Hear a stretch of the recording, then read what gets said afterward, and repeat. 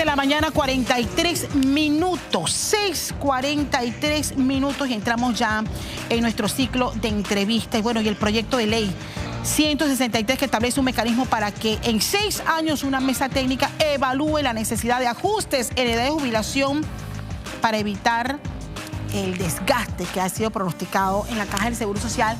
Es a la conclusión a la que prácticamente ha llegado este debate sobre reformas a la ley orgánica de la Caja del Seguro Social y que ha motivado a que distintos gremios sindicales y de trabajadores alcen su voz y alerten de movilizaciones y no descarten una huelga. Hay 2 personas que han estado pendientes del día 1 de este debate cuando las mesas empezaron en la Presidencia de la República. Le doy la bienvenida a la dirigente de la CGTP, Nelva Reyes, dirigente sindical, y se suma a esta mesa de entrevistas Ana Patiño, abogada, asesora legal de este grupo de trabajadores. Economista, quiero corregir. Gracias, Ana, por estar con nosotros. Sí. Bueno, ha sido aprobada estas reformas con un sinsabor. Ustedes han dicho que no han estado conformes, se suspende por ahora, que era lo que la gente le preocupaba, el aumento de la edad de la jubilación, se determina, Ana, que usted siempre planteaban en ese momento cuando hacíamos los debates, se determina un aumento escalonado a los aportes de la cuota obrero patronal, pero no hay conformidad en base a los cálculos y al modelo que ustedes exigían. Voy a empezar con usted, ¿cómo no? Profesora. Gracias, Catalia, por la oportunidad que nos brinda. En primer lugar, tenemos que indicar que esta es una ley que es muy como confusa y no es clara para la población. Y es necesario que una ley sea lo más transparente, diríamos, que pueda hacerlo. Y lo vamos a señalar indicando, por ejemplo, el artículo 164 que establece lo de los cálculos y las pensiones, señala lo siguiente, y quiero leerlo porque en algunas ocasiones se ha estado indicando que nosotros no decimos o no nos apegamos a lo que dice la ley. Quiero leérselo por eso. Y lo otro que quería indicar es que estamos aquí y vamos a estar siempre en defensa de los derechos de las y los trabajadores. Y en este caso muy particular, estamos defendiendo los derechos de nuestros estudiantes, de que ellos el día que lleguen a tener la edad de los 57 o 62 años, ellos puedan tener una pensión digna. A esos jóvenes que nos escuchan, que nos ven, y aquel estudiante que me encontré que ya tenía años, fui maestra de él en primer grado, se sentía, dice, muy contento porque todavía yo les estaba dando el ejemplo. Claro, que lo vamos a dar y lo vamos a seguir dando hasta cuando podamos. Entonces, a ellos, por mis nietas, es que estamos luchando para que haya una ley lo mejor posible para el país. Mire lo que dice el artículo 164, que en la reforma queda como artículo 170, cálculo de la pensión de retiro por vejez en el componente contributivo solidario.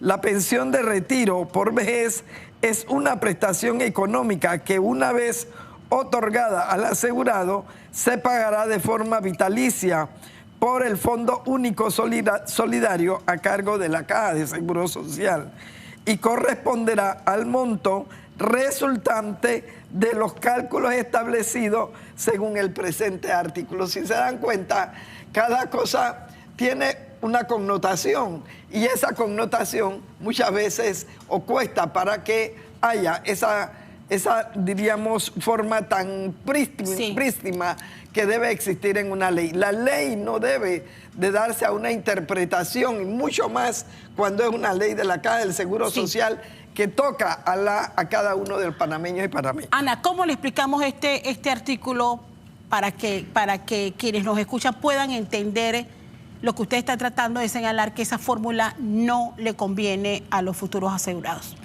Desde que iniciaron las discusiones, la base central de nuestra propuesta, la propuesta de la Universidad de Panamá, la propuesta de los trabajadores, siempre fue una crítica hacia el modelo de pensiones, ¿sí? Nosotros planteamos desde el inicio que el modelo de pensiones debería ser un sistema de reparto de beneficio definido. Ese sistema cambia y a través de esta nueva ley es un sistema de cuentas individuales puro. Entonces, el planteamiento siempre fue que el modelo de pensiones se debe relacionar con el modelo de país que estamos desarrollando. Y desde el principio planteamos que debería haberse incorporado a la mesa de conversaciones a la ministra de la cartera de trabajo. ¿Por qué?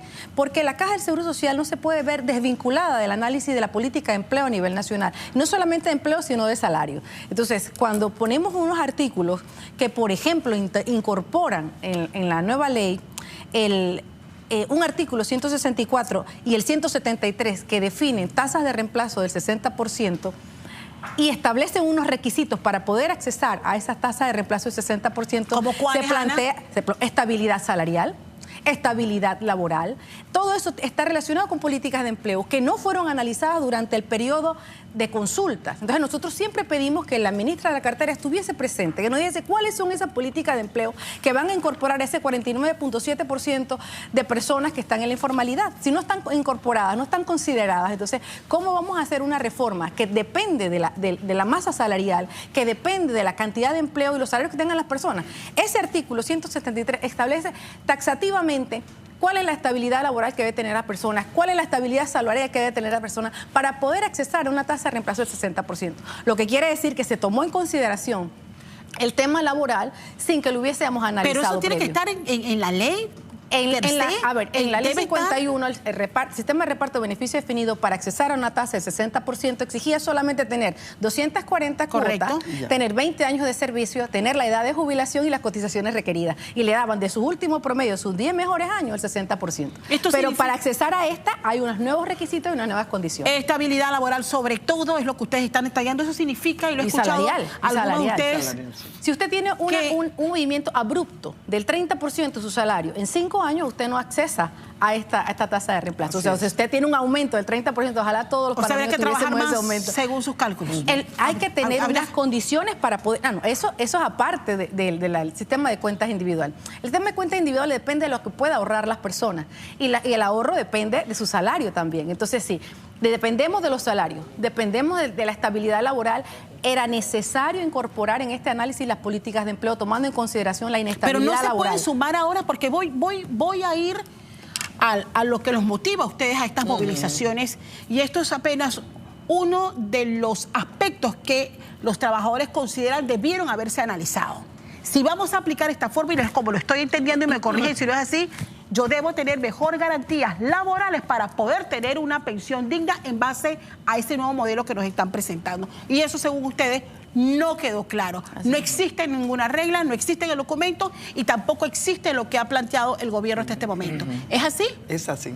Deben existir políticas de empleo claras para poder hacer... Es que no se puede desvincular la Caja de Seguro Social sin políticas de empleo. Pero eso no se puede negociar sin necesidad de una huelga, profesora. Bueno, en noviembre vienen las políticas, por ejemplo, de ajuste al salario mínimo, ¿sí? Entonces, la población panameña, y está por las estadísticas que nos otorga el Instituto Nacional de Estadística de Censo, más del 60% de la población está por debajo de los ingresos de 800 balboas. Eso se tenía que tomar en consideración al momento de establecer y definir las políticas que están dentro de la ley que reforma la Caja del Seguro Social.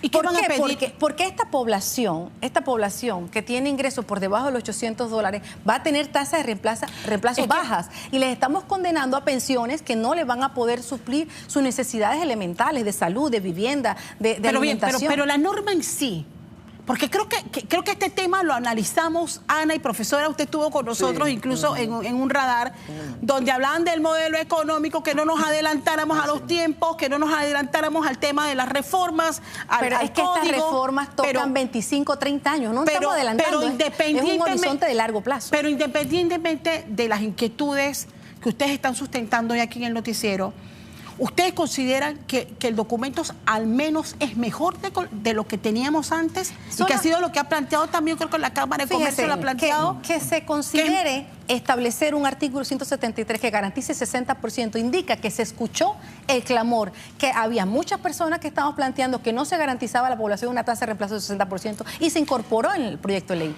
Lo único es que pusieron unos requisitos que hacen inaccesible a la mayor parte de la población poder acceder ese 60%. ¿Cómo se lo pedimos a las autoridades, profesora? ¿Cómo lo logramos? El problema, Castalia, es que cuando se ha debido de tomar esto en cuenta, no lo hicieron, Castalia. Hoy, dada la ley, bueno, no sé si el presidente la va a sancionar o no, pero dada la ley, pues tenemos que hacer la lucha para llevar a cabo esos cambios que nosotros queremos. Pero no es la derogatoria de la ley. Por lo menos hay cambios fundamentalmente. Es empezar otra lucha. Mire, hay varias cosas. En esto nosotros planteamos que hay puntos que tienen que darse. Uno, el sistema solidario, eso debe de darse, no está, que era uno de los principales puntos que nosotros planteábamos, que no se fuera a las cuentas individuales. Las cuentas individuales es una forma de llevar hacia la privatización. Y ayúdame a entender algo, porque igual yo los invito a todos a que entremos a la página de la Asamblea y empecemos a leer el documento, claro, y poder entenderlo. Porque de todo se dice en la calle, mejor es leer uno mismo el documento. Mire, ¿cómo quedan entonces los términos? Porque una cosa es el nuevo glosario de términos al que uno se tiene que acostumbrar ahora, que es mixto y solidario. Ahora, capitalización solidaria. Ahí está solidario. Cuenta individual. Ahí está el término. Solidario dice la ley. Sistema único de capitalización con garantía y resalto solidario. Pero no están hablando, no es solidario entonces. Eso no es solidario. Sigo. Cuenta de ahorro personal y cuenta individual. Sí, ahí está el otro modelo que ustedes. Pero ahí cumplieron con ustedes, ¿no? No, porque no. Cuenta individual está plenamente definida. Fíjese, ahora que usted habla del glosario, un aspecto importante. Y termino el otro, porque tenemos que acostumbrarnos. Ahorro voluntario y pensión garantizada solidaria. Hay una pensión universal incluso, que también está en el glosario. Pero fíjese, un aspecto importante que usted acaba de mencionar, el glosario, no aparece allí trabajador informal, ni trabajador cuenta propia. Si sabemos que la mitad de la población está en la informalidad, ¿por qué no incorporamos el concepto y buscamos los mecanismos para que las personas en la informalidad se puedan incorporar? La mayor parte de ellos son jóvenes, migrantes, que pueden aportar y pueden llevar al fondo una fase de maduración que puede incrementar el fondo. Pero desconocerlos es dejar a estas personas que se atienden en el futuro en un 120 a los 60. Ellos deberían poder incorporar, pero no se analizó en ningún momento, no existe en la ley, no se considera de manera particular a la mitad de la población trabajadora. ¿Qué solicitan ustedes, profesora? ¿Va a haber movilizaciones? Hay mucha preocupación por el tema, sobre todo sobre el llamado a huelga de los profesores. Y de verdad, yo no creo que aquí en Panamá haya ni un ciudadano que esté de acuerdo con una huelga. Bueno, sobre todo por los tropiezos con los que viene nuestro sistema de educación y lo que han sufrido nuestros muchachos a lo largo de estos últimos años. Bueno, hay dos cosas. Una, el que uno vaya a huelga o el que uno vaya a una lucha no es un deseo, diríamos, de nosotros. Es una situación que se da producto de una política y de una imposición que se ha venido dando y que a esto lleva. Estas son las consecuencias de no escuchar, Castalia, de no estar en la disponibilidad de una comisión, diríamos, tripartita, que discutiera a fondo el documento. Entonces, ¿qué nos queda? Castalia, estuvimos en la mesa, estuvimos en la asamblea, estuvimos en los distintos sectores. ¿Y qué nos queda? No nos queda otra cosa que hacer las marchas y que hacer, lamentablemente, el paro, porque no ha escuchado el presidente y su equipo no ha escuchado a los trabajadores y las trabajadoras. Nosotros fuimos bien claros, 4 o 5 aspectos planteamos. El sistema solidario, que no se dé las cuentas individuales porque es una forma de privatización, que no haya externalización en la caja del Seguro Social, que se quedara prohibido allí. Y adicionalmente a eso, que hubiese una tasa de reemplazo fija, no como la que tenemos ahora del timbo al tambo y que no sabemos, usted no sabe hoy, su hijo que entre a trabajar, con cuánto él se va a pensionar. Hoy no lo va a saber estando esta ley. Entonces, a Castalia, es necesario, el presidente antes de que sancione la ley, medite sobre lo que está haciendo. No puede estar gobernando para un sector. Tiene que gobernar para los trabajadores y trabajadoras de este país, que somos la mayoría. Y así nos están dando, recortándonos cada vez más. Eso es lo que decía la profesora Ana. Necesitamos que haya de verdad una política de empleo que le garantice a ese 50% de los panameños y panameñas que están desempleados un empleo con un salario digno y justo. Que ese es tema de otro contexto. De otra cuestión, sí. Profesora, le agradezco muchísimo. Ay, no, espere un segundito, Castalia, le pido 40 segundos. Le doy 40 segundos. Miren, estimados televidentes, y gracias, Castalia, por darme el espacio. Yo quiero hacerle un llamado a todos los panameños y a la ministra de Educación en particular, que hay una película que se llama Hijo de Tigre y Mula. Es una excelente película sobre el tratado, todo el proceso de negociación del Tratado Torrijos-Carter y por qué hoy. ¿Y por qué hoy los panameños no podemos aceptar las expresiones que el señor Trump está haciendo sobre Panamá? Que el canal es de ellos. Eso no lo podemos aceptar. Vayan a ver la película. Es una película de calidad. No es una película politiquera. Es una película que tiene un contenido y muy profesional. Entonces los invitamos con el debido respeto que todos se merecen, que vayan a verla en medio de esta lucha de la casa. En estos debates. Profesora Nelva, siempre es un gusto tenerle acá Natalia, en nuestro noticiero, al igual que usted, licenciada Patillo, muchísimas gracias. Hay que leer mucho. Hay que revisar la norma, no nos dejemos llenar de las cosas que están llegando por allí. Hay que entender el documento y entender también las posiciones de los grupos obreros. ¿Hay denuncias que compartir a esta hora, Fabio?